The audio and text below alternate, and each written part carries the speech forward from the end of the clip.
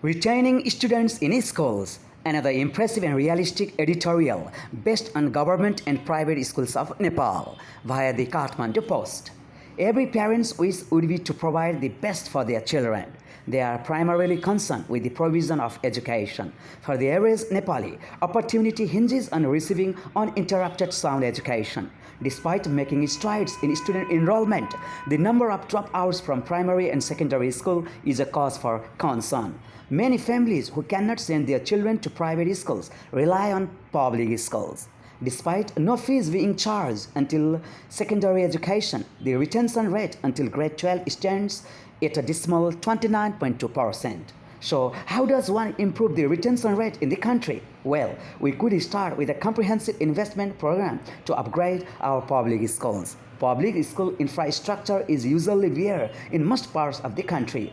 The pandemic was a poignant reminder of how the lack of proper infrastructure or alternative methods affected those in rural Nepal. Although most families lack the economic strength to access devices that would facilitate remote learning, the authorities turned a blind eye to the issue and left many aspiring students in the lurch.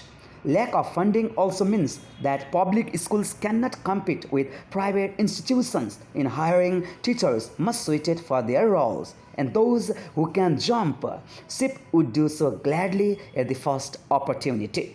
And hence, there is hardly any incentive for a curious young mind to stay until primary school, let alone secondary education. Due to low retention rates, the government implemented different programs such as free midday meals, sanitary pads for girls, and scholarships. Such programs are often designed to target those belonging to marginalized communities to stop the ever-increasing rate of dropouts. Despite attempts, it hasn't helped in improving the situation. A particular case of the ineffectiveness of midday meals in achieving its purpose was highlighted in a report from Magdi, a district of Gandaki province. The school cannot provide midday meals due to lack of space, and the school has now resorted to providing cash instead, and the guardians are handed out the money as per the children's attendance rate. There is no guarantee that the cash will be fully used to provide a meal for the students, as the economically deprived parents may use it for other purposes.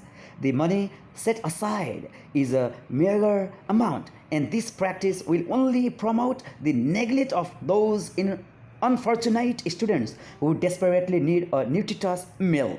Although reports cite decreasing retention rates, they do not attempt to disclose the reasons for the dropouts. However, experts believe that the bottom line has always been poverty. Most parents from poorer countries and communities see little value in gaining education, partly because they have little or no education and are pushed by extreme poverty.